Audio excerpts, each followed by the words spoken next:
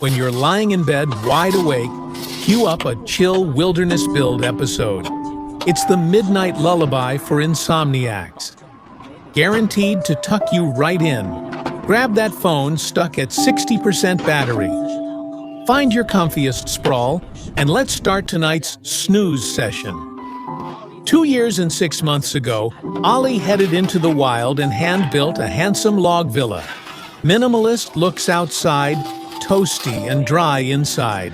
Only flaw, a little tight on space. So guests had nowhere to crash. Time to raise a bigger place next door. Winter just wrapped. The ground's no longer a brick of ice. First, pick a flat patch by the old cabin. He chalks the footprint, pins the corners with rebar, and digs the post holes. Rows of stout wooden piers incoming. He sharpens the bottoms to cones so they bite into soil and don't wobble. Quick trim to equal height. Good posture matters, even for timber. Then he cuts grooves up top to key into the threaded rods later. Each pier gets nuts and washers, so nothing shifts an inch. Piers done, onto the ground beams. He cleans up the stock, drills dead center pilot holes, and lines them with the rods. Drop the beam, spin the nut. Boom, locked. Now the outline reads like a blueprint. Every post and beam right on mark. Ollie checks the level again. No tilt, no drama. The site's neat enough to eat off of, which makes building way easier. Next, diagonal braces go on.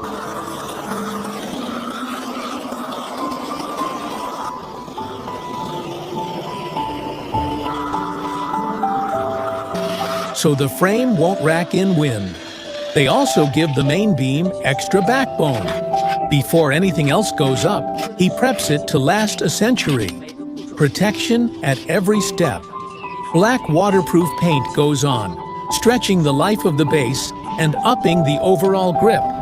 Once every pier's locked to a rod, Ollie starts the floor joists. Speaking of joists, he's picky with these. All of them are from 50-year pines, dense and trustworthy. After planing faces flat, he seats them onto the posts. Big cabin means long spans, so he notches both ends and interlocks them tight. Click, perfect square frame. To stiffen the deck, he adds a few beefy cross joists. Skyscrapers start from dirt. The foundation's the real MVP. Corporate optimization, aka layoffs, pushed him back into the trades. Silver lining, skills leveled up. Which even slowed my uploads. Buddy's advice, use vetted listings. Safer and less sketchy. Anyway, ad break over, back to the build. With the deck frame solid, he nails down thick planks as subfloor. Board after board, tight seams. No squeaks allowed. He bevels the edges so rain runs off instead of pooling. Then another coat of sealant. Waterproofing from the ground up. Corners get extra love so critters can't squat rent-free. With the base bomb-proof, he lays sleepers across the deck, spaced so heat can breathe and the finished floor stays dry. For floorboards themselves, he chooses thick, solid planks. Warm feet, happy life.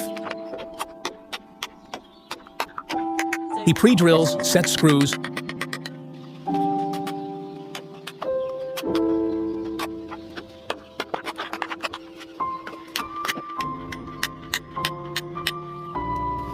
and the floor turns mirror smooth. Next up, wall studs. Corner posts rise first, with cross ties to keep them plumb. A long spirit level babysits every upright. Not a millimeter off. Frame finished, it already looks legit. You can picture the rooms. 2 big windows go in, hitting that 3 generations under one roof vibe. And yes, doors too. Ollie sets 2 door frames in a row. At the entry, the foundation sits high, so he'll tie in some front steps and a little porch for easy in and out. Green hills or gold fits here. In scenery this pretty, work feels like a picnic. Ollie shows off a flex, a sculpted solid wood wash basin. He cross-cuts a block to a grid, chisels out the extra, leaving silky curves inside. Angle grinder for the final polish. So clean and fast, it's oddly soothing. You don't get hands like that without years on dusty job sites.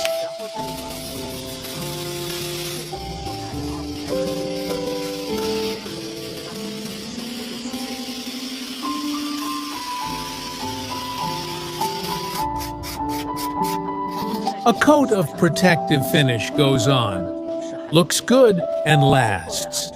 He drills a drain and boom, hand-carved sink complete. It matches the floor perfectly.